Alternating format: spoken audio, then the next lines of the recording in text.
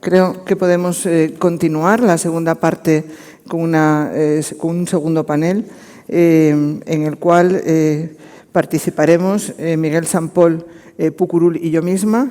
Miguel Sampol Pucurul es licenciado en Derecho y en Administración y Dirección de Empresas por la Universidad Pontificia de Comillas, ICADE.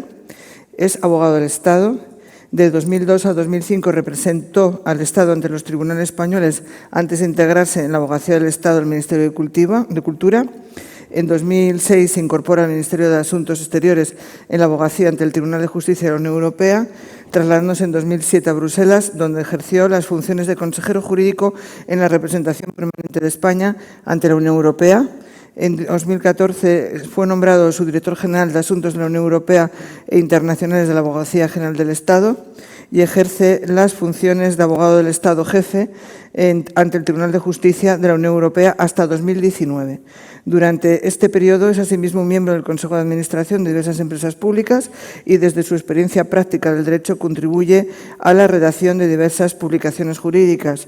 Desde septiembre del 2019 es juez del Tribunal General, juez español del Tribunal General. Un orgullo tenerte aquí, Miguel. Tienes la palabra para que nos expliques lo que consideres relevante de la política del Tribunal en materia de desarrollo sostenible y medio ambiente. Muy bien.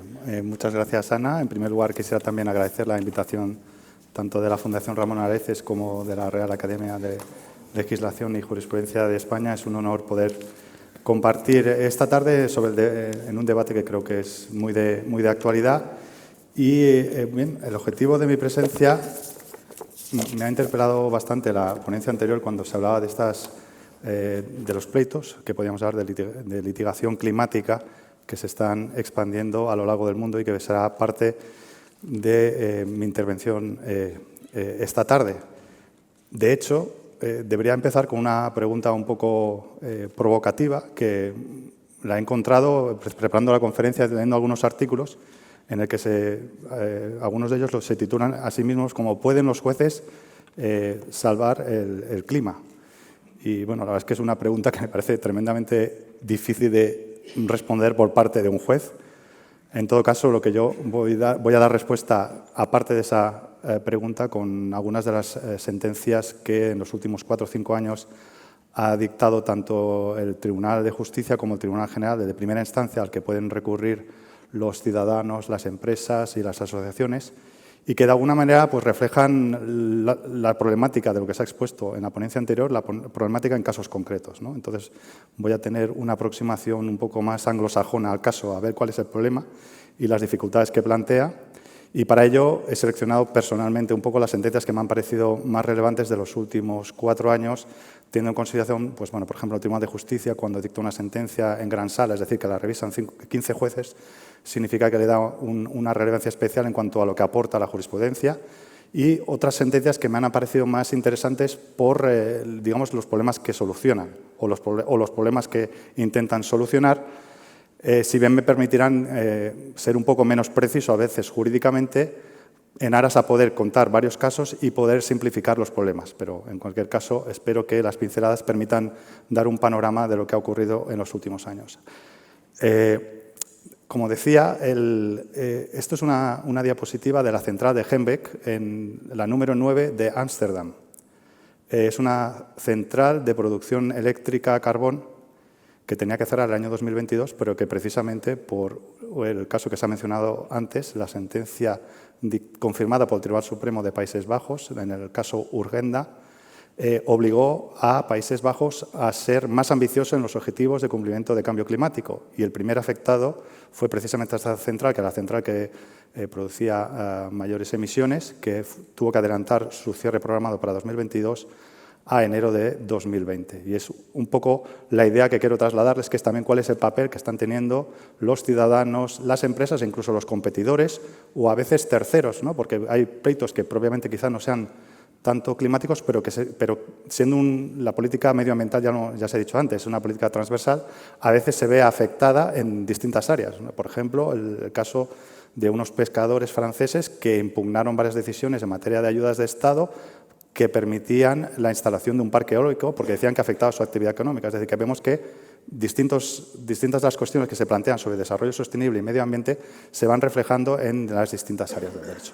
como decía, el hilo un poco común de las sentencias que he escogido es el papel que también tienen, como decía antes, las principales organizaciones. Bueno, no me voy a centrar mucho en el tipo de contencioso ante el Tribunal de Justicia, porque creo que ya Rosario Silva se ha referido a ello esencialmente. Quizás sí quería llamar la atención que hay también una parte del contencioso del que conoce el Tribunal General, que también tiene un impacto al final en el medio ambiente, que es la autorización de sustancias y de productos fitosanitarios, que es bastante desconocido, pero en realidad son productos que utilizamos día a día y que tienen un impacto también muy importante en la salud pública y en el medio ambiente, y que hay un contencioso importante del que también tiene que conocer el Tribunal de Justicia. También al final, sobre todo, me centraré en lo que llamo los litigios climáticos del Tribunal de Justicia e intentaré hacer unas breves conclusiones. La primera de las sentencias, que también ha sido mencionada antes, es la sentencia de Inter-Environment Wallonie y otra asociación también de protección del medio ambiente belga, de 29 de julio de 2019, que precisamente recurrió ante las autoridades nacionales la decisión del Consejo de Seguridad Nuclear belga, por el cual se había decidido que la decisión por la cual, a través de una ley aprobada por el Parlamento belga, que decidió prorrogar el uso de varios reactores nucleares que estaba previsto su cierre, así como la reapertura de un reactor nuclear que se encontraba cerrado, acordó, digamos, la ley preveyó la prórroga de su utilización, así como la reapertura de ese reactor nuclear, si bien eran necesarios hacer modificaciones importantes, creo que eran más de 700 millones de euros los que se tenían que invertir en temas de mejora de las instalaciones, ampliación, puesta al punto de medidas de seguridad después de los problemas de Fukushima, de tal manera que el problema que se planteaba es que estas centrales habían sido autorizadas a operar años antes de la aprobación de una de las directivas que se ha mencionado antes, la Directiva de Impacto Medioambiental, y la pregunta que se planteaba es si había que hacer una evaluación de impacto o no. Como digo, las autoridades belgas, la autoridad competente nuclear dijo que no era así, y las asociaciones belgas llevaron el asunto ante los tribunales belgas hasta que esto llegó ante el Tribunal Constitucional belga, que planteó varias cuestiones judiciales ante el Tribunal de Justicia que centraban la dificultad, o planteaban cómo había que aplicar distintas normas internacionales y normas de derecho de la Unión Europea en relación con la prórroga del uso de la energía nuclear. Y creo que es una sentencia que es relevante para una de las cosas que comentaba antes Miguel Arias, precisamente si se va a decidir que determinados reactores nucleares sigan funcionando o se prorrogue su vida, porque parte de lo que se dice en esta sentencia puede tener un impacto importante. Entonces, básicamente los antecedentes era, como digo, que había una ley belga de 2003 que prevía el cierre de las centrales nucleares a los 40 años de su vida útil. En junio de 2015, a la vista de la situación y por razones vinculadas a la necesidad de garantizar el suministro de la energía, se decidió, como digo, cambiar ese cierre previsto, prorrogar 10 años uno de los reactores nucleares y reactivar uno de ellos que ya estaba cerrado. Las cuestiones prejudiciales, no me voy a entrar específicamente sobre ellas, pero planteaban dudas sobre la aplicación de la Directiva de Evaluación de Impacto Medioambiental. Es necesario evaluar un proyecto que no es nuevo, sino que realmente es una modificación y que es anterior a esta directiva. En segundo lugar, también planteaba distintas preguntas relacionadas con la aplicación de la Directiva de Hábitats, la que también se ha mencionado antes, y precisamente los artículos 6.3 y 6.4, es decir, la actividad consistente en la producción energética nuclear puede tener repercusiones negativas y, por tanto, hay que aplicar lo dispuesto en el artículo 6.3 y, en su caso, si se considera que hay repercusiones negativas, puede aplicarse el artículo 6.4 por razones vinculadas a tener que garantizar el suministro eléctrico en el país, es decir, la necesidad de suministrar energía eléctrica o la imposibilidad de acudir a otro tipo de soluciones es una razón de primordial orden, de interés general y de primer orden que exige o permite aplicar este artículo 6.4. Y luego otra cuestión también interesante, y es que el hecho que estos proyectos se aprobaran por una ley aprobada por el Parlamento belga dificultaba al Tribunal Constitucional alemán la decisión de ver qué solución daba si a todas estas respuestas era sí, es necesaria una evaluación de impacto ambiental, sí, usted tiene que analizar cuáles son las repercusiones, las potenciales repercusiones en una zona protegida y si, además, cabe la posibilidad de realizar ese proyecto o programa por razón de la existencia de una razón de interés general de primer orden, ¿no? Entonces, la dificultad que tenía también el Tribunal Constitucional es si llego a esa conclusión, si es necesario todo eso, se puede, también por las mismas razones de garantizar el suministro eléctrico en el país, mantener en efecto una ley que sería contraria a las normativas europeas, plantea un problema de primacía, digamos, básicamente entre la normativa europea y la ley. La sentencia, como digo, es muy interesante, entra muy en el detalle, pero básicamente, un poco para resumir, lo que viene a señalar es que una ley que ya tiene perfectamente determinado el tipo de obras que van a realizarse, el tipo de modificaciones, que se sabe ya exactamente el contenido, debe considerarse ya un proyecto en el sentido de la Directiva de Evaluación de Impacto Ambiental y, por tanto, está sujeto a ese tipo de evaluación. Bueno, aplica básicamente una jurisprudencia ya bastante reiterada del tribunal, pero aplicada básicamente al ámbito de las prórrogas de vida de las centrales nucleares. El segundo paso era también ver si tenía que tenerse en cuenta la aplicación de ciertas disposiciones de la Directiva Hábitats, básicamente porque la central nuclear se encuentra cerca de una zona protegida de la Red Natura 2000, porque, como es habitual, la central nuclear está cerca de un río y hay una zona de ese río que está protegida por razón de las especies que habitan ahí, y el Tribunal de Justicia confirma también que cabe considerar que es aplicable perfectamente y, por tanto, que debe analizarse las posibles repercusiones de ese proyecto o programa, no solo el mismo, sino con otros proyectos o programas que puedan existir, que es lo que exige la directiva, a efectos de determinar si existen repercusiones negativas o no. Una vez se haga esa evaluación, cabe la posibilidad, si fuera negativo, la primera razón sería no hacerlo, si tiene repercusiones negativas, pero en su caso podría pasarse a aplicar el artículo 6.4, hecho el análisis, siempre y cuando existiera una, digamos, razón de interés general de primer orden y, por tanto, se plantea por primera vez la pregunta de si garantizar el suministro de la energía eléctrica es una razón de las que están cubiertas por este artículo 6.4. El Tribunal de Justicia lo confirma, pero pone un elemento muy claro. No basta la mera invocación del suministro de todo. Lo que hay que demostrar, además, en el caso, tiene que quedar muy claro que existe una amenaza real y grave. No es la mera posibilidad, sino es que tiene que ser, va más allá de la mera probabilidad, el test que le dice al Tribunal Constitucional belga que tiene que aplicar el juez nacional para valorar si puede aplicarse este artículo 6.4. Y, por último, en relación con el mantenimiento de los efectos de la ley, el Tribunal de Justicia recuerda un elemento importante, y es que un juez por sí mismo no puede mantener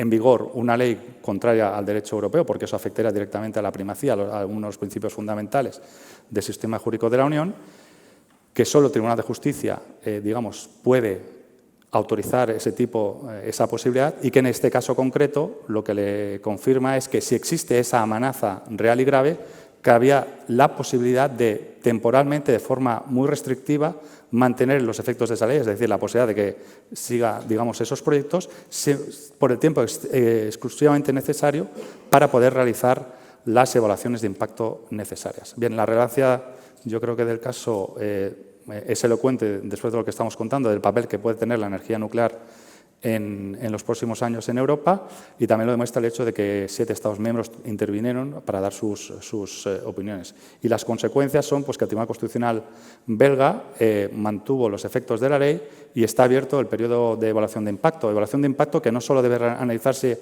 a nivel belga, sino también a nivel internacional. Por ejemplo, Luxemburgo tiene una página web en que cualquier ciudadano de Luxemburgo puede dar su opinión acerca de este proyecto, para que luego las autoridades, incluso luxemburguesas, lo puedan trasladar a Bélgica en relación con los efectos, ¿no?, que tiene la construcción de una central nuclear, muchas veces cercano a las fronteras de los estados colindantes.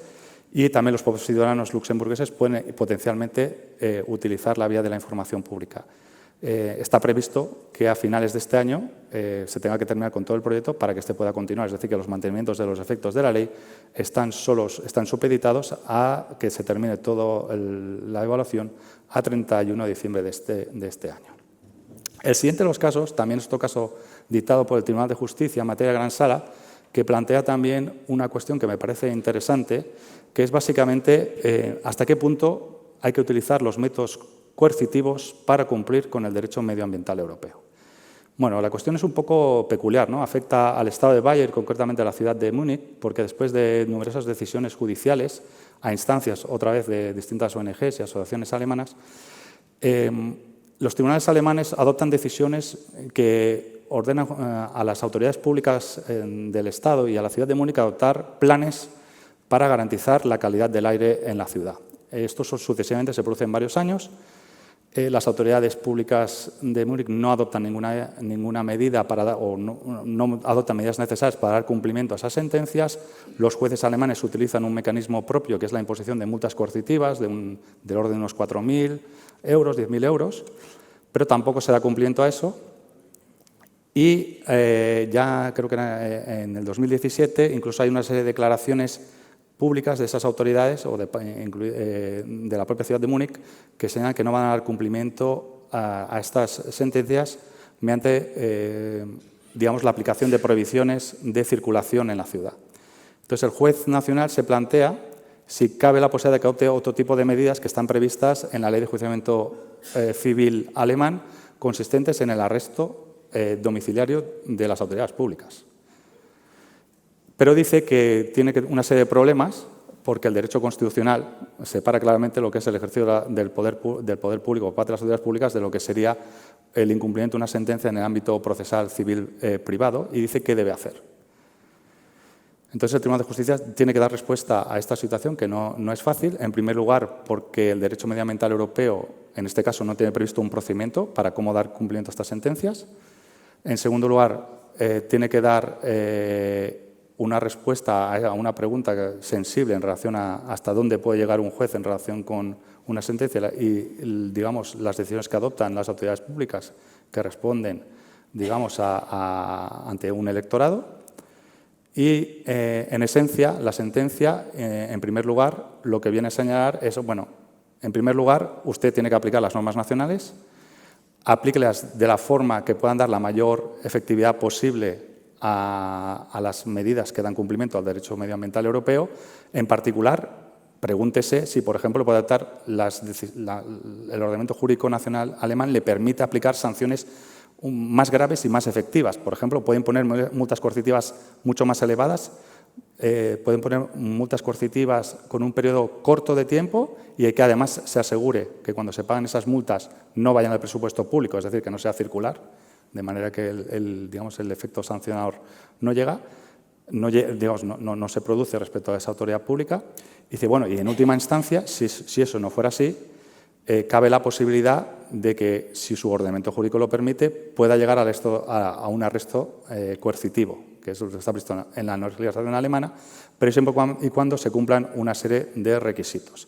Y es que se cumpla con la jurisprudencia del Tribunal Europeo de Derechos Humanos, que prevé que ese tipo de sanciones sean precisas, sean previsibles y sean claras. Es decir, que la persona sea consciente de que eso pueda ser así, a pesar de que parece que en el marco de la vista oral no estaba tan claro que eso fuera así. Pero el Tribunal de Justicia dice, esto lo dejo aparte, usted tiene que evaluarlo en función de su derecho nacional. Pero quizá lo más relevante también de la sentencia es que da gran importancia esta sentencia al artículo 47 de la Carta, al derecho a la tutela judicial efectiva y en concreto a su contenido esencial. Considera que todo lo que se dice en relación con esta sentencia está relacionado con la idea de que si hay una sentencia que adopta una serie de medidas en cumplimiento del derecho medioambiental europeo, quedaría afectado su contenido esencial si el resultado de esa sentencia quedara inoperante o de forma ineficaz. Y entonces, es la lógica, digamos, que se deriva de la protección del artículo 47 es la que le determina que vaya buscando caminos para forzar el cumplimiento de la norma, si bien, como puede verse, intenta trasladar la idea de que debe ser proporcional. No vaya usted a la última de las medidas si antes no tiene o no ha explorado otros caminos. Luego, de forma ya un poco más rápida, voy a mencionar 3 casos que me parecen interesantes. El primero de ellos es una sentencia reciente del Tribunal General, también de una asociación, Client Earth, contra el BEI, y que se refiere al proyecto de financiación de una central de biomasa de Galicia, Curtis Teixeiro. Y entonces es interesante este asunto porque Client Earth utiliza el reglamento europeo que traslada el convenio de Aarhus, el que se hablaba antes, que garantiza el acceso a la justicia, el acceso a la información medioambiental y también la toma o la participación en la toma de decisiones medioambientales, que además que lo admite de forma muy amplia. Entonces, la cuestión que se planteaba es que en el marco de este proyecto de financiación, el BEI se limita simplemente a analizar un posible proyecto, si lo puede financiar, en qué condiciones, pero también en su política se ha marcado la idea de dar cumplimiento a los objetivos medioambientales de la Unión. Y entre ellos, pues al analizar este proyecto, tuvo en cuenta si efectivamente el proyecto que iba a financiar ayudaba a cumplir los objetivos medioambientales de la Unión, a los objetivos medioambientales de España y si además también, por ejemplo, cumplía otras cuestiones relacionadas con el medio ambiente, por ejemplo, la mejora de la situación de los bosques de Galicia, porque al quemar parte de la biomasa forestal permitía mejorar el mantenimiento y llegó a la conclusión que eso era así. Y adopta el acto. Pero en el marco del reglamento de Aarhus se prevé que cuando las instituciones toman este tipo de decisiones se pueda pedir una revisión interna por parte del público. Y del público puede ser ONGs, pero también puede ser ciudadanos. Entonces, Klagenert le dijo al BEI que quería que revisara internamente esa decisión porque había elementos medioambientales que no había tenido en cuenta. Entonces, se planteó el problema de si efectivamente en el marco del reglamento de Aarhus se puede o no incluir este tipo de acto como un acto en materia de medio ambiente. El Tribunal General anuló la decisión del Banco Europeo de Inversiones, considerando que este tipo de actos forman parte de un acto en materia de derecho medioambiental en el sentido del convenio de Aarhus y, por tanto, que debería tener un mecanismo interno que pudiera dar aplicación a ese reglamento de la Unión. Actualmente la sentencia se encuentra pendiente ante el Tribunal de Justicia y veremos qué sea. Pero creo que es un elemento interesante para ver cuándo a veces una cosa o un acto que realmente no es propiamente medioambiental puede tener sus consecuencias. La segunda de las sentencias es una sentencia Daimler contra la Comisión y creo que también es interesante, es del 15 de septiembre de 2021, el Tribunal General también anula una decisión de la Comisión Europea y lo que plantea la sentencia, que es tremendamente técnica, pero entonces no voy a aburrir con ello, lo que plantea es la importancia de comparar. La importancia de comparar porque cuando ponemos estándares, ¿no? Nos ponemos estándares para dar cumplimiento, que haya un límite de emisiones o, por ejemplo, para las etiquetas energéticas de los aspiradores, que es otro caso reciente del Tribunal General. Hay que poner una etiqueta A, B, C o D. Pero para fijarlo, esa etiqueta tenemos que comparar, en este caso, del caso de Daimler, son las emisiones de los coches. Pero en el caso de los aspiradores, eran distintos tipos de aspiradores, pero cada uno cumple con reglas un poco distintas, ¿no?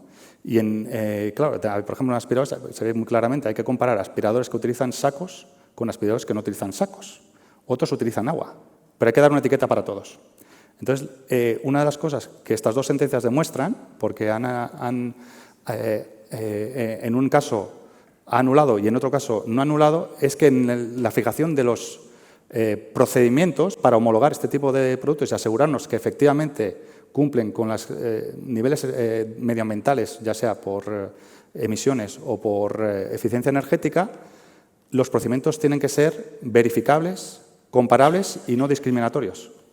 Lo cual, desde un punto de vista técnico, es tremendamente complejo. Pero quería llamar la atención porque luego la puesta en práctica de lo que queremos hacer para asegurarnos de que funciona también plantea una serie de problemas y los competidores muchas veces están viéndose. Claramente, por ejemplo, Dyson, lo que argumentaba en su pleito era que estaba discriminándose su tecnología con respecto a otras. Entonces, es un elemento interesante también que genera un poco la política en materia de sostenibilidad y de cambio climático. El último de ellos es un asunto ya más conocido, es el referente a los recursos que plantearon los ayuntamientos de París, Bruselas y Madrid en relación con una normativa de la Comisión Europea por la cual consideraban que se afectaba a sus competencias para, por ejemplo, poder prohibir la circulación de coches. El Tribunal General en un primer momento reconoció la legitimación de los ayuntamientos para poder recurrir a estos actos, pero el Tribunal de Justicia lo anuló sobre la base de la jurisprudencia en relación con la legitimación que establece un nivel alto, pero en el fondo, en esa sentencia, digamos que se garantizó lo que buscaban las ciudades, que es que pensaban que a través de la normativa de la Comisión se estaba afectando sus propias competencias, pero de la lectura del recurso de casación me parece que queda muy claro que sus competencias quedan protegidas. Creo que es también un ejemplo de que también las ciudades europeas poco a poco tienen un papel relevante en el marco de esta situación. Y llegamos finalmente a lo que llamaba antes de la litigación climática, y que es realmente uno de los asuntos que, estudiándolo y preparándolo para la conferencia de esta tarde, me parece interesante por su desarrollo, diría, mundial.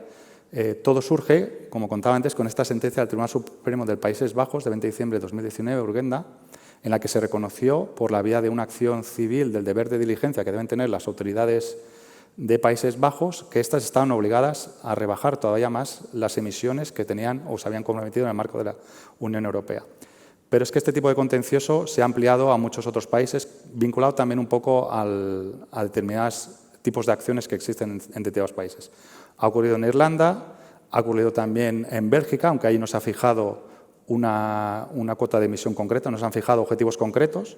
El asunto se llama ClimateSAC, pero la propia asociación ha recurrido ante el Tribunal de Apelación para que se fijen objetivos concretos de cumplimiento. Ha ocurrido también en Francia, en relación con un ayuntamiento ante el Consejo de Estado francés, y también, muy interesante, es un auto del Tribunal Constitucional alemán de 24 de marzo de 2021, que también a instancias de ciudadanos alemanes y de varias asociaciones anula varias actuaciones de las autoridades públicas alemanas que considera que son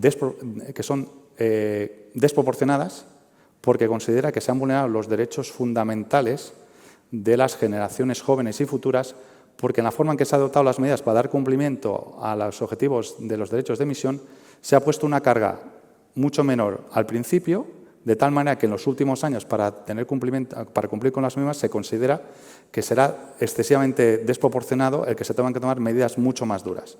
Es un auto, yo creo que está generando también mucho debate y, como digo, sigue la línea de estas otras acciones. Pero esto también ha ocurrido en otras jurisdicciones más allá de la Unión Europea, también en Suiza y también recientemente en Australia hubo un caso que finalmente ha sido desestimado en el que también una niña recurrió, en base también a este tipo de litigación un poco climática sobre las generaciones futuras, cómo pueden afectar las medidas que se adoptan ahora a los derechos fundamentales futuros, en relación con una mina. Como digo, esta sentencia, sin embargo, ha sido recientemente anulada en apelación. Y actualmente también existe un caso ante el Tribunal Europeo de Derechos Humanos, también es una niña, es el asunto de Agostinho, y en el que han sido demandados 32 estados de la Convención y en el que básicamente también se argumentan, como digo, este tipo de derechos fundamentales. En el caso del Tribunal de Justicia, pues efectivamente también ha habido un caso de estos, es el caso Armando, en el que también varios ciudadanos portugueses, alemanes, franceses, de las Islas Fiji y de Kenia, así como una asociación, recurrieron el paquete climático adoptado por el Consejo y el Parlamento Europeo.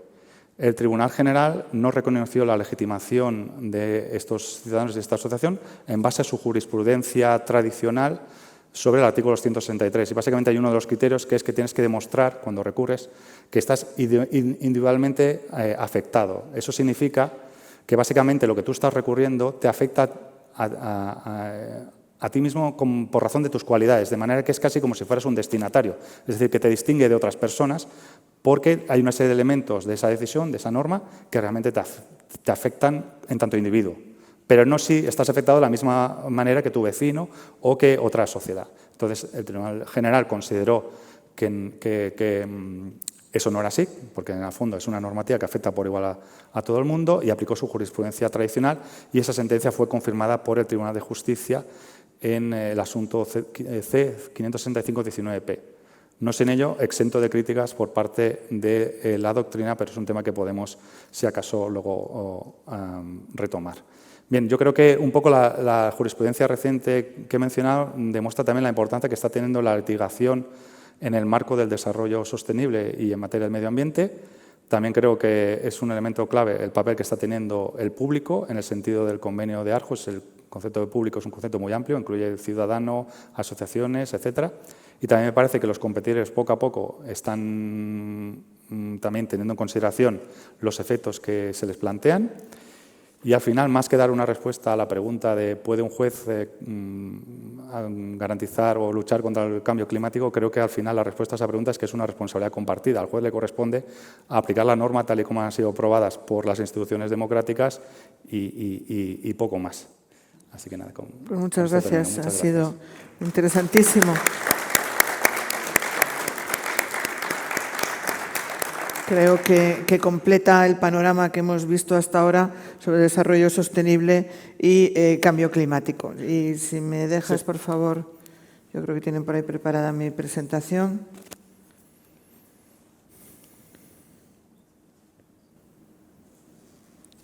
Aquí está. Ayer por la noche he pensado que quedaría más regular y más equilibrado si yo también preparara una presentación, pero no os engañéis, porque esto tan bonito que tengo en la primera página pasa a ser texto puro y duro a partir de la segunda. Pero bueno, entonces yo voy a hablar de otra arista de la sostenibilidad y del desarrollo sostenible dentro de la Unión Europea. Es el referente a gobierno corporativo y específicamente voy a hacer una aproximación a la propuesta de directiva del 23 de marzo de 2022 sobre diligencia de vida, que me parece que es realmente importante y que marca un hito trascendental en el gobierno corporativo. Voy a omitir la primera parte de mi presentación, en los que me refería a las... A ver si sé hacer esto.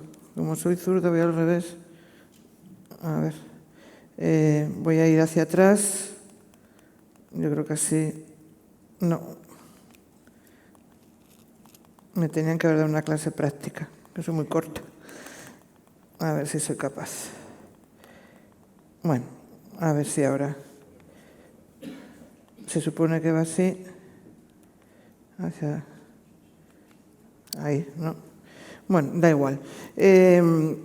Voy a prescindir de un análisis inicial de la sostenibilidad como principio rector del derecho europeo, porque ha sido adecuadamente analizado por los anteriores ponentes, también de los antecedentes de derecho internacional público, situados en el Acuerdo de París, impulsado en Naciones Unidas, 96 estados forman parte, y asimismo en relación a los principios de la Agenda 2030. Todo esto son antecedentes importantes para generar el concepto de economía digital y circular que tiene su base en la adaptación al derecho europeo. Y realmente, como también comentábamos en el debate del anterior panel, incluido el tiempo de pandemia, ha habido una aceleración absoluta de la acción de la Unión Europea en esta materia, en donde ya se están generando los objetivos creíbles para alcanzar una Unión Europea climáticamente neutra. He de decir, como anécdota, pero que además, como mañana va a estar en el periódico, lo puedo decir, que hoy en la Junta General de IAG, a la que asistí como notario, los objetivos de climatización neutra en aviación por parte del grupo IAG se van a cumplir no en el año 50, sino en el año 40, a través de un cambio absoluto de todos sus procedimientos de aeronaves y todos sus procedimientos de combustible. Bueno, me parece que es un ejemplo muy claro para comprobar cómo Europa se está tomando muy en serio esto, y las empresas y los sectores, algunos de ellos de la dificultad técnica que tiene la aviación, están en esta materia. Junto con el Pacto Verde, Green Deal, al que se han referido anteriormente los ponentes y hemos comentado, no sería posible entrar en el derecho de sociedades, singularmente en el gobierno corporativo, si no se tiene presente que la modificación que plantea el derecho europeo va más allá de esto, porque comprende una economía circular, un concepto nuevo de economía, junto con importantes hitos como la Ley del Clima, que ya ha sido citada, la variación y el programa de acción de los consumidores para los próximos 2 años, que es profundísimo y completísimo en el plan de acción que se tiene desarrollada, así como la iniciativa SLAP a la que antes me refería en la materia de justicia civil para evitar las demandas estratégicas. Ello hace una transición sostenible que supone un cambio de hábitos de los consumidores, un nuevo tipo de inversión, un comercio que impulsa el desarrollo sostenible y un proceso que refleja plenamente los valores europeos que, como también se ha comentado, más que nunca se ven ahora encima de la mesa con la crisis de Ucrania, de justicia social, gobernanza democrática, economía social de los mercados y protección del medio ambiente. No podemos entender el desarrollo sostenible sin pensar en la era digital, que es la segunda pata de la sostenibilidad.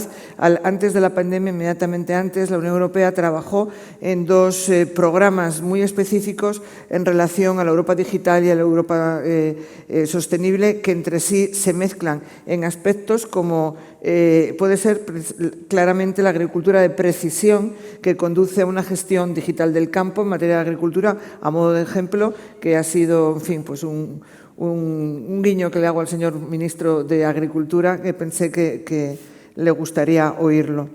Esa economía digital nos lleva, en todo caso, a que la conexión de cosas y seres vivos ya forman parte de esta economía circular. En el discurso de ingreso como académica de número me dedicaba hablaba del derecho privado europeo en la transformación digital. Esto fue en el 2018 y yo decía que antes de 5 o 6 años esto ya sería una historia pasada y que teníamos que hablar de la interconexión de las cosas y de las personas y las cosas como si entre sí. Quizás la pandemia ha acelerado los procesos, pero esto es una realidad. Estamos hablando de un mundo distinto en las cuales podemos hablar de la prehistoria del derecho digital cuando hablamos, por ejemplo, del Reglamento de Protección de Datos.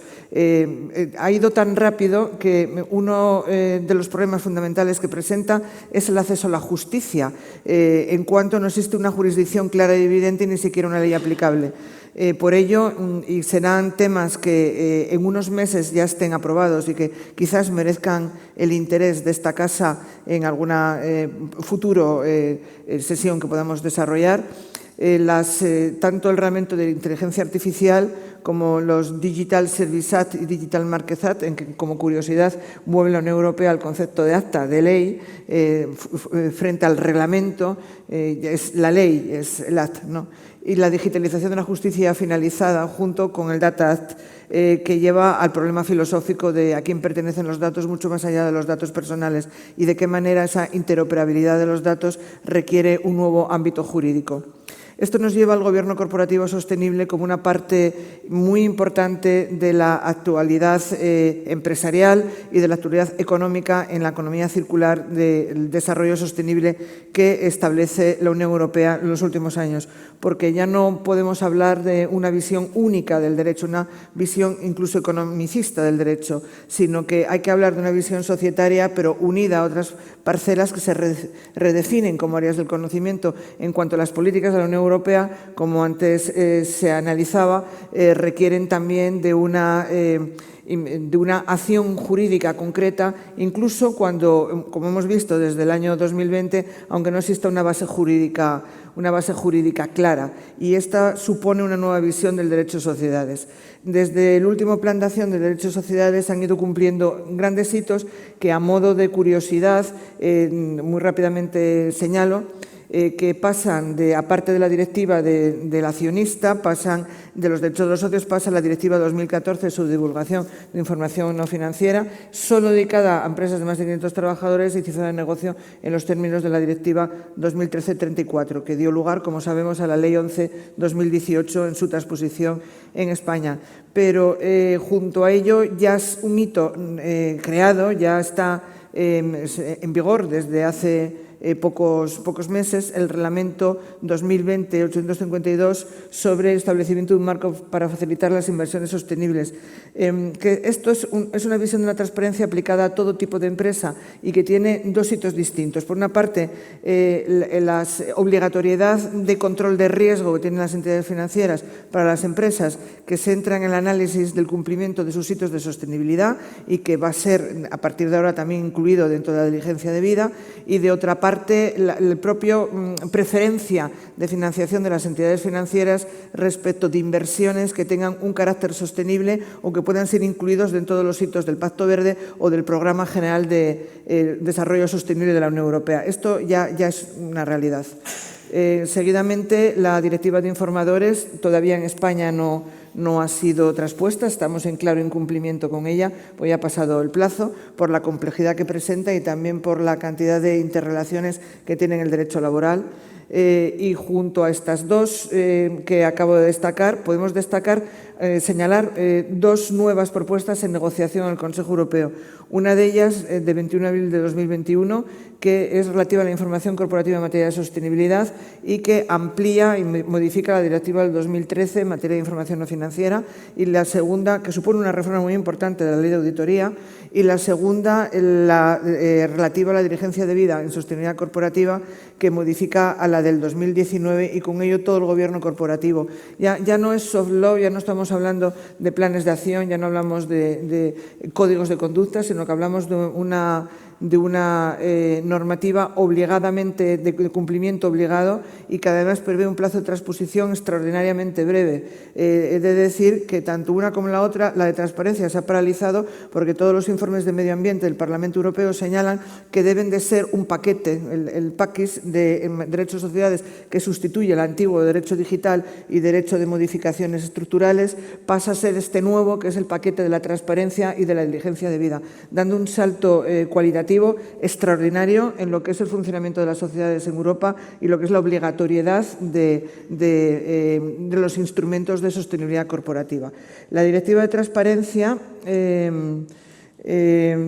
básicamente cambia las directivas, tanto en la directiva de información no financiera como asimismo las directivas contables, la forma de presentación de las cuentas anuales, se amplía las filiales, la publicación de informe de gestión consolidado, además del suyo propio, incide en la referencia al género dentro de los órganos de administración, define información en materia de sostenibilidad y supone, por lo tanto, una modificación muy importante de la directiva de auditoría, desde el momento que el auditor legal y la sociedad de auditoría, como su estatuto y ética, tendrán que incidir de una forma notable y de una manera muy detalladamente regulada en la directiva en la auditoría de sostenibilidad. Este quizás sea el cambio más relevante que plantea.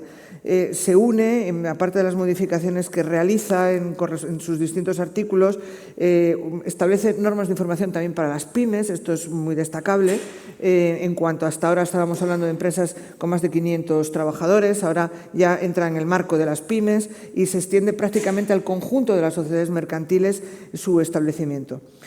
Tras la Directiva de Diligencia Debida, así conocida, completa este panorama y quiero dedicar unos minutos de la exposición a un análisis un poco más detallado que lo que he dicho hasta ahora de una manera un poco rápida, pero también para introducir precisamente este tema. Esta directiva lleva 18 meses gestándose.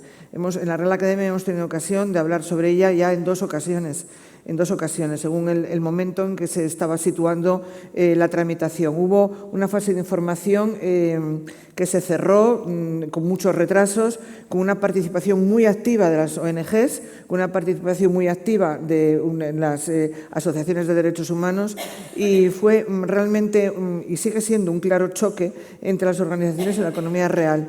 En cuanto zonifica la economía mundial, de tal manera que, como pasó en su día en la prehistoria, como decía antes, con la Directiva de Protección de Datos, zonifica las zonas de cumplimiento debido, de tal forma que Europa se convierte en un exigente campo de aplicación de la sostenibilidad desde la perspectiva del gobierno corporativo. Tiene como objeto fomentar el comportamiento empresarial sostenible y responsable, incluso a lo largo de las cadenas de suministro mundiales. Este es el tema más relevante que plantea y supone un cambio de paradigma absoluto en el gobierno corporativo. Requiere básicamente que las empresas implicadas, que ya veremos ahora el ámbito subjetivo que se pretende que sea una primera etapa, porque después se quiere desarrollar, como ocurre con la Directiva de Transparencia y Estados no financieros, a todas las pymes, que esto ya será la segunda fase, como ahora ocurre con la de Transparencia, pero de momento será más limitado lo que es hacer una identidad de las sociedades para prevenir, racionar y mitigar los efectos adversos de las actividades en las materias de derechos humanos, por ejemplo, trabajo infantil, y en el medio ambiente. Y ya mucho más allá, como digo, del soft law y de los códigos de conducta, se va directamente a una responsabilidad no solo de los administradores, sino de los directores, de manera que se identifique.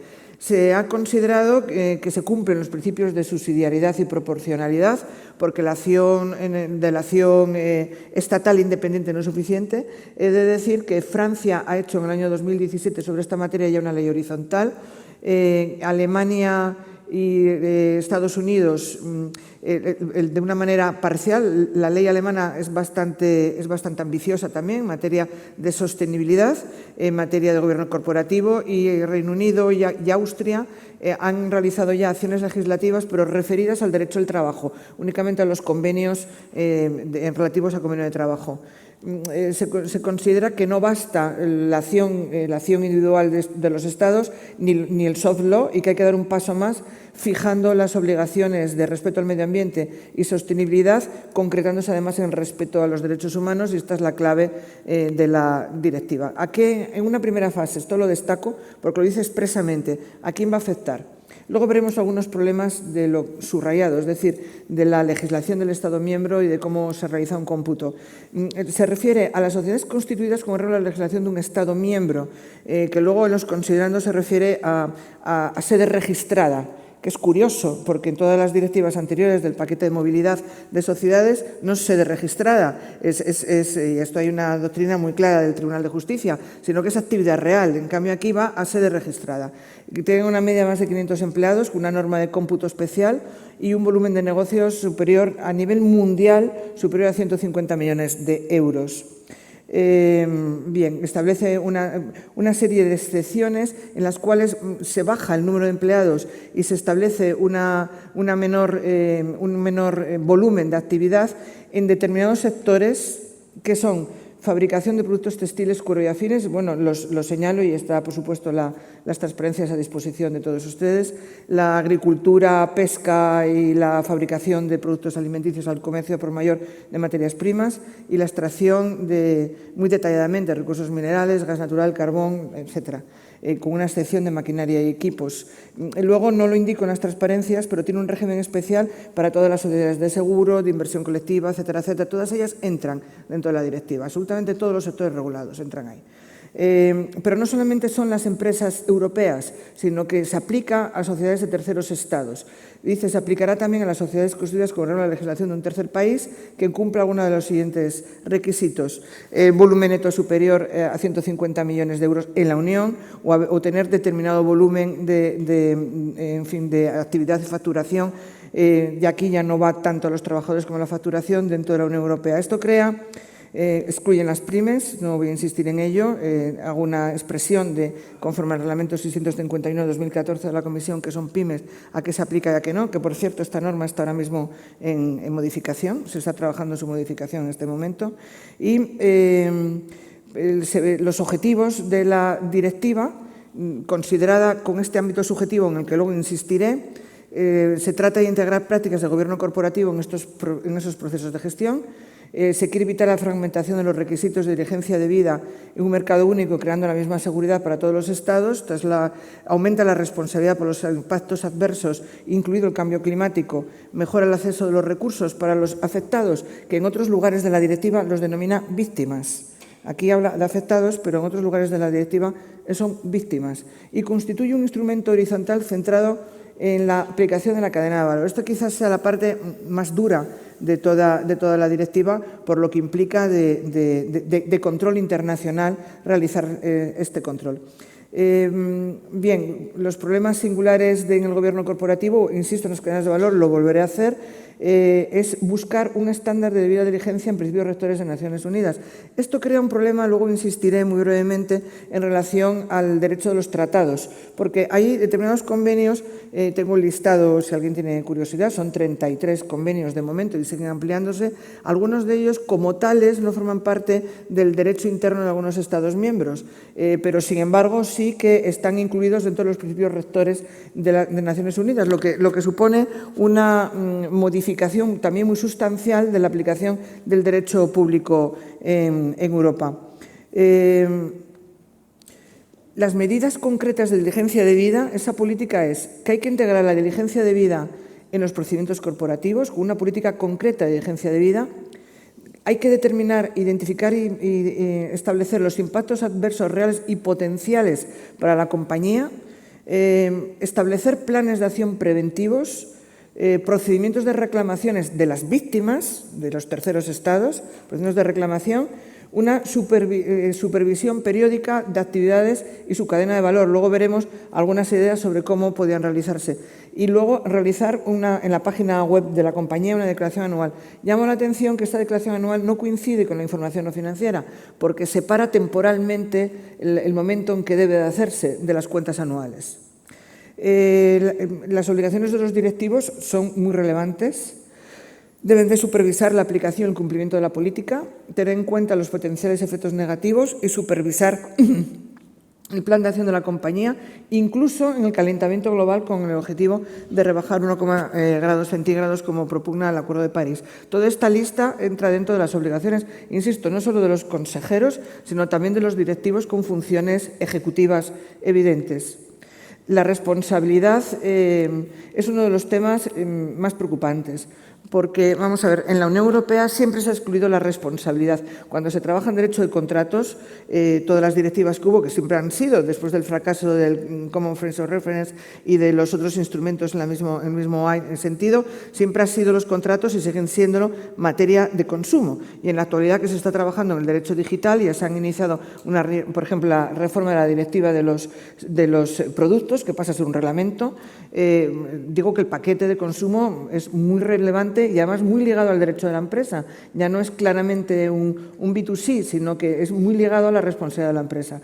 Entonces, esa responsabilidad que ahora se introduce y que nunca se había introducido dentro del derecho de la Unión es específica y no tiene nada que ver con la que plantea, por ejemplo, nuestra ley de sociedades, sino que es una responsabilidad prácticamente objetiva cuando se trata de la producción dentro de Europa. Cuando son las cadenas de valor, entonces existen alguna serie de excepciones. Y afecta y debe de afectar al programa de retribución de los consejeros y los directivos el cumplimiento de estos programas, recomendando remuneración variable al efecto del cumplimiento de la responsabilidad nueva por diligencia debida.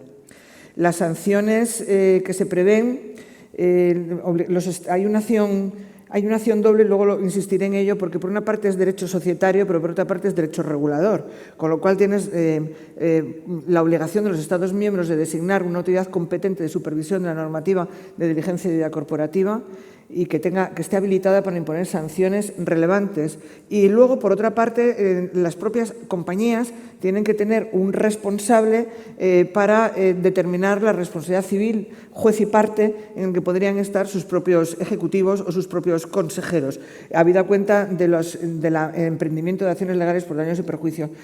Este es un tema en el que está ahora mismo encima de la mesa, que lo señalo en el último apartado, que es que las víctimas, ya las denomina víctimas, tendrán oportunidad de emprender acciones legales por daños y perjuicios. Es una complejidad tremenda. De hecho, he de decir que de todos los Estados miembros, solamente Chequia y Suecia, su departamento responsable es justicia. En todos los demás Estados miembros es economía y en España no lo es nadie. En España está yendo una persona, estamos justicia y economía, pero el informe COM lo está haciendo economía. Pero, sin embargo, como está todo el tema de responsabilidad, se considera que es civil en un sentido estricto y no de responsabilidad objetiva, y entonces está el Ministerio de Justicia. ¿Dónde está el problema?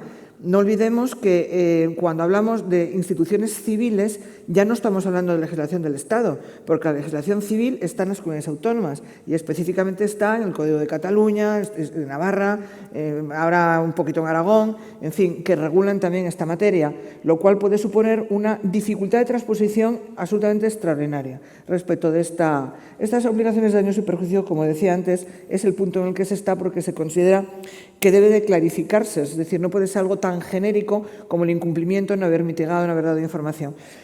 La Comisión lo que quiere es hacer medidas de acompañamiento. Esto lo introdujeron en el último momento, yo creo que con bastante sensatez, porque va a establecer, de una parte, formularios tipo, que digitalmente pueden ser descargados y ser cumplimentados por las empresas, con lo cual la labor de la antigua comitología va a ser muy importante para el desarrollo de este apartado.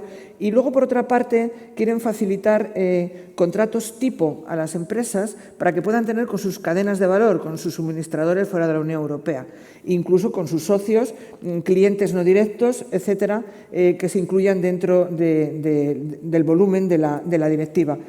También prevé el establecer, quizás con los fondos de resiliencia, inicialmente una ayuda financiera, tanto a los Estados para procurar una acción intermedia con sus sociedades, como directamente a las sociedades.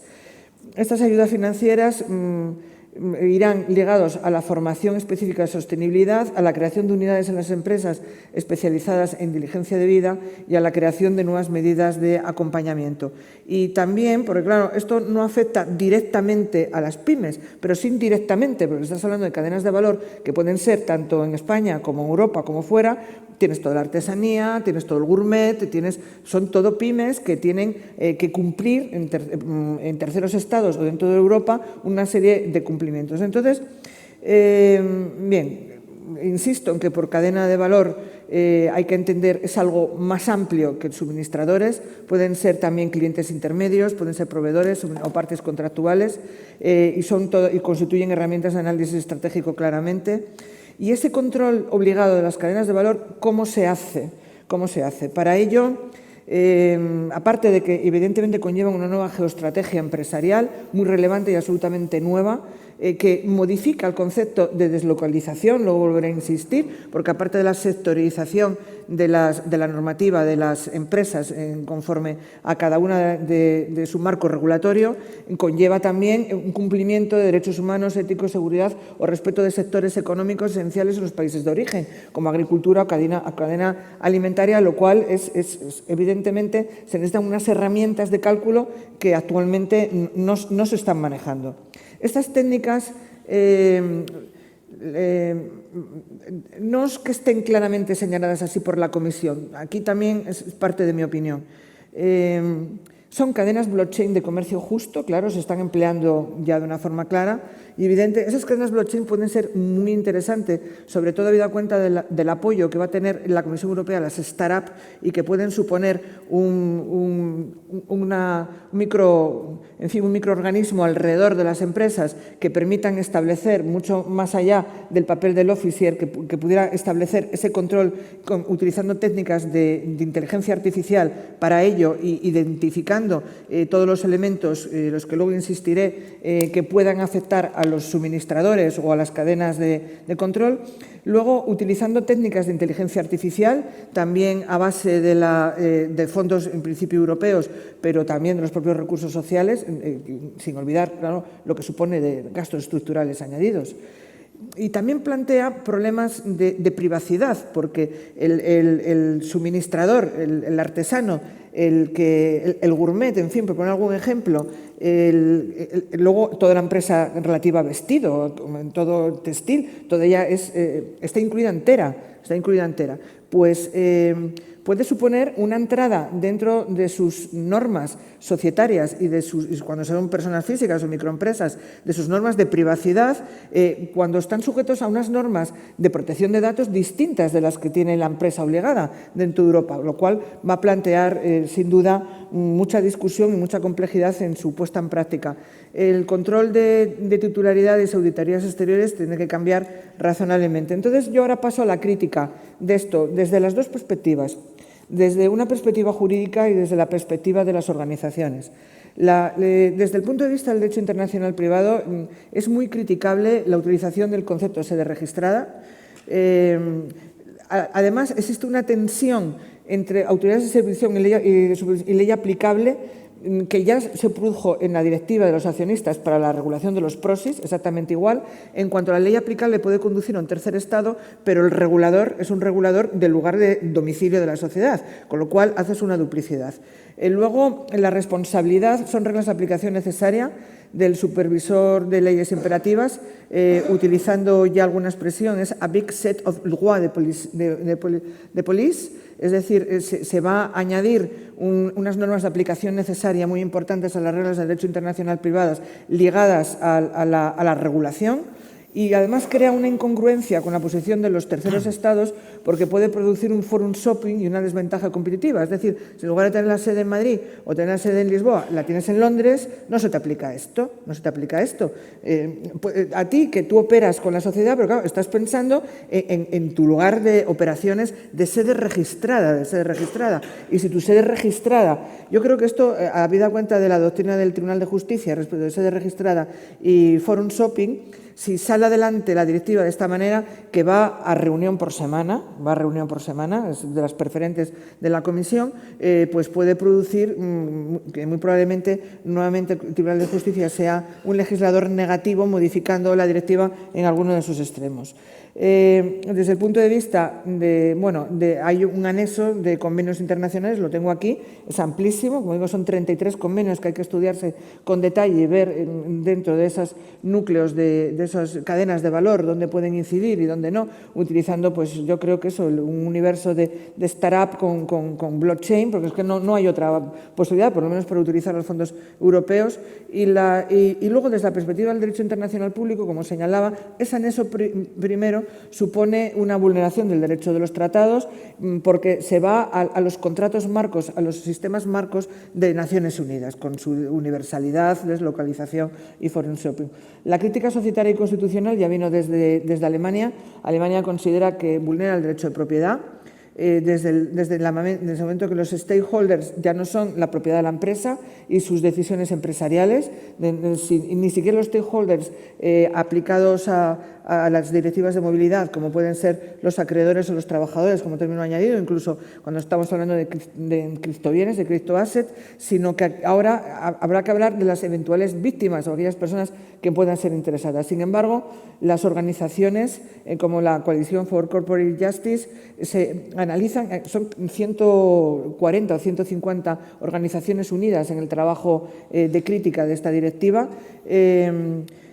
Dicen que sufren el daño de la falta de diligencia debida y la falta de acceso a recursos judiciales y no judiciales. Y se pretende, no solamente por la directiva SLAP para las demandas estratégicas, sino directamente el tener una legitimación para poder acceder en las justicias locales al incumplimiento de la directiva. Citan concretamente un convenio que dicen que no está incluido respecto del acoso en el empleo.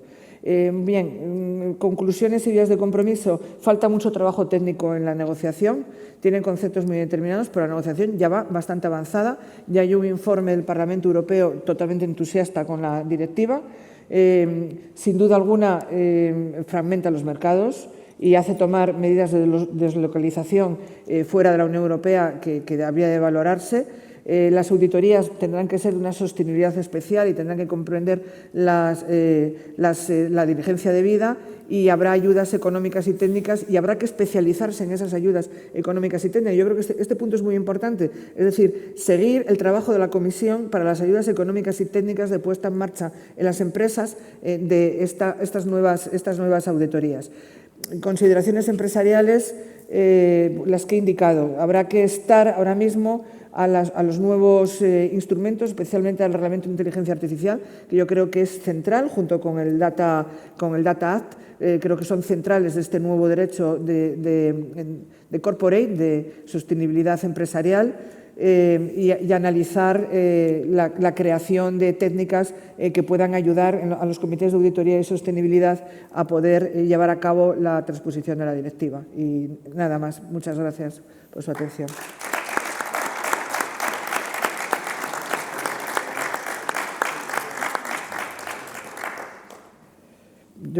No sé si desde los mismos asientos los ponentes quieren realizar algún tipo de conclusiones o hay algún comentario que se quiera realizar respecto de estas nuevas ponencias que hemos llevado a cabo.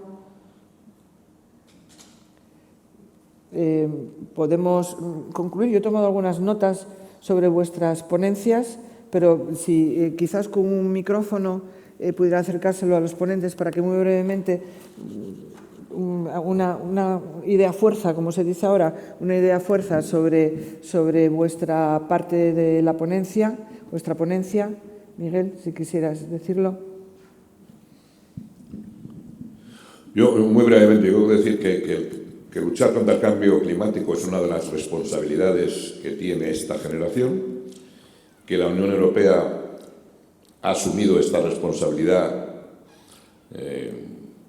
con rotundidad, estableciendo objetivos muy ambiciosos, poniendo en marcha los marcos reguladores necesarios y los sistemas de apoyo que conducen a facilitar la transición energética, y que vamos a asistir a una transición energética acelerada después de la guerra de Rusia con Ucrania, en el camino hacia unas energías sostenibles y hacia la reducción de las emisiones a nivel global. Que obviamente la lucha contra el cambio climático requiere la participación de todos los países del mundo y que la Unión Europea solo no lo va a conseguir, por lo tanto hay que tener una acción diplomática permanente para conseguir que otros grandes actores, fundamentalmente los que forman parte del G20, desarrollen programas similares. Pero que siempre alguien tiene que tirar del carro, el primero, y a la Unión Europea le ha correspondido esa responsabilidad. Los europeos podemos estar orgullosos de ello y de tratar de que los grandes emisores, como China, India, Estados Unidos, se alineen con esa misma política. Muchos de estos países están poniendo en marcha políticas similares, pero es verdad que la Unión Europea tiene un liderazgo absolutamente claro que le permite en las relaciones internacionales plantear la necesidad de incrementar la ambición global. Vamos a tener una conferencia de las partes de la Convención sobre el Cambio Climático en Egipto a finales de este año, y ese será el momento de contrastar si el resto del mundo está siguiendo el camino que está trazando la Unión Europea. En todo caso, yo creo que no se puede decir como los demás no hacen nada, yo tampoco. Eso sería la peor de las aproximaciones. Y yo creo que los europeos en esta ocasión estamos a la altura de la responsabilidad que se le debe exigir al continente probablemente más próspero y más desarrollado del mundo. Gracias. Muchas gracias. Rosario, quizás pudieras hacer una conclusión de tu ponencia. Yo creo que lo que acaba de decir Miguel es completamente cierto, no solamente el ámbito del cambio climático, sino todo lo que significa medidas medioambientales sectoriales. La Unión ha sido siempre pionera y tiene que seguir siéndolo. Pero también es fundamental el concienciar al resto de los estados de la Tierra, porque una lucha exclusivamente europea no es suficiente.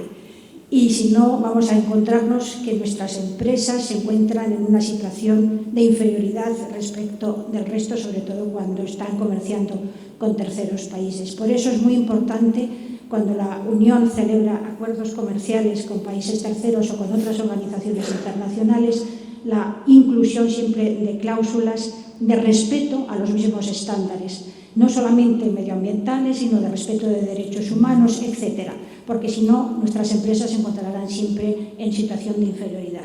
Creo que ese elemento que se incluye ahora ya de forma casi sistemática en las negociaciones de la Unión con países terceros debe mantenerse siempre y además exigir que se respete. Muchas gracias. Miguel, ¿puedes? Pues nada, yo quizás en la línea de lo que estamos hablando me gustaría fijar 3 puntos como conclusiones. Yo creo que el primero de ellos es que, como se ha podido ver, en el marco del desarrollo sostenible y de la lucha contra el cambio climático siempre va a haber intereses contrapuestos, siempre va a haber equilibrios que hacer y bueno, en ese equilibrio siempre va a haber un contencioso en el que creo que el Tribunal de Justicia y el Tribunal General tienen un papel importante. El Tribunal General, como decía, para controlar la legalidad de las decisiones que se adoptan y que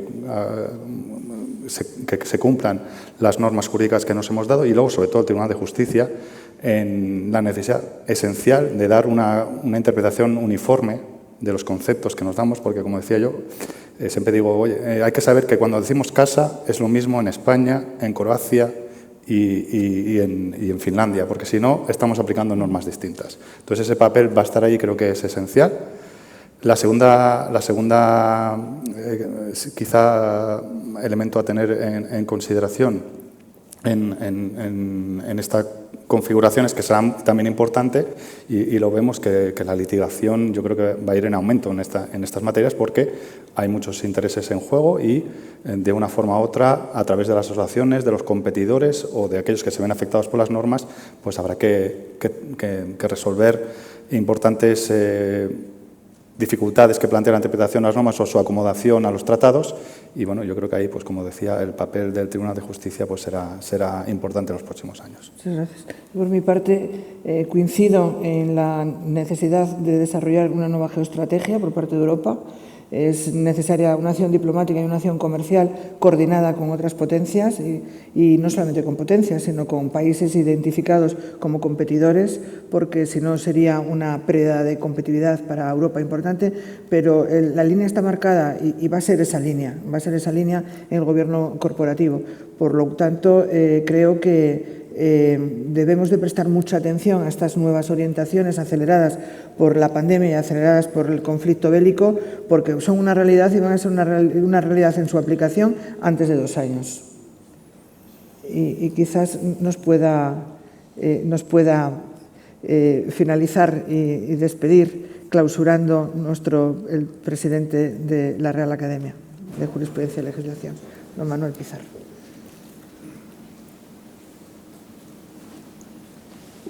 Buenas tardes a todos.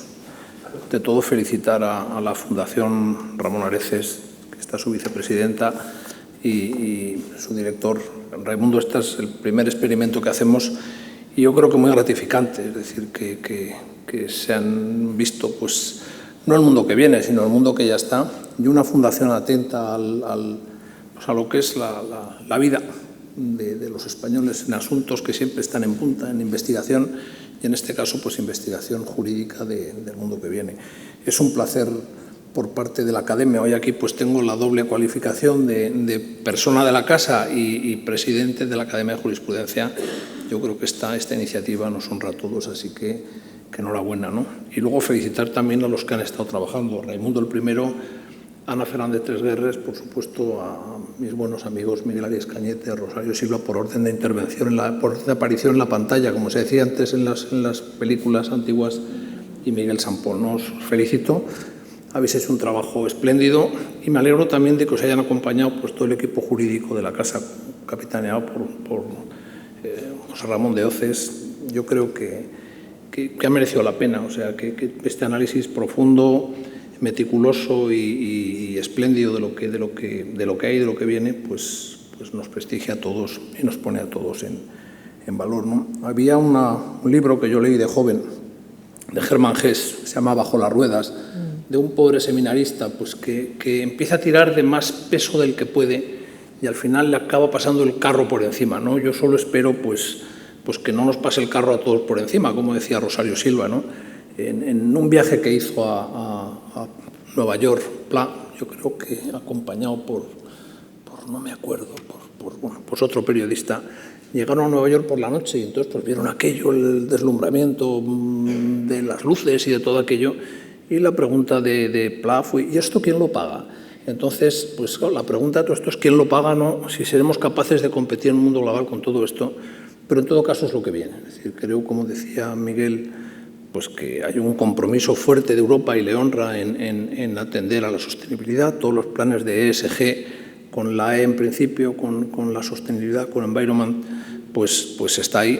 Y el que no se acomode a lo que viene, pues se va a quedar fuera completamente de todo esto, no se va a quedar fuera moralmente, fuera del compromiso con la civilización y económicamente fuera porque no podrá operar. O sea que esto es lo que hay. Así que felicidades a todos, de verdad. Habéis hecho un trabajo espléndido. Gracias, Ana, por parte de la Academia, por todo el trabajo que haces dentro y fuera de la Academia. Nosotros ya te habíamos oído en el Pleno de Numerarios y, bueno, pues no digo que usar la palabra espanto, que seguramente la utilicé alguna vez entre juristas, sobre todo por, como decía Miguel Sampol, el número de pleitos que nos viene, el número de conflictos que nos viene, pero yo creo que Europa y España pues tienen los medios suficientes. Aquí veo pues un presidente del Tribunal Constitucional espléndido, nuestro amigo Juanjo González Rivas, y yo creo que ahí la justicia saldrá también fortalecida, la justicia como medio de resolver problemas y de resolver pretensiones, pues al final tendrá que lidiar en muchas de estas cosas, ¿no? Y se pondrá a prueba y yo estoy convencido que saldrá también a flote. Así que gracias a todos los que han participado con nosotros esta tarde. Y, como decían también las películas, continuará. Es decir, prepararemos otro ciclo de conferencias que donde toquemos la médula de lo que nos viene por delante o que está desde el prisma, por supuesto, del Estado de Derecho que nos cobija a todos. Muchas gracias. Buenas tardes a todos.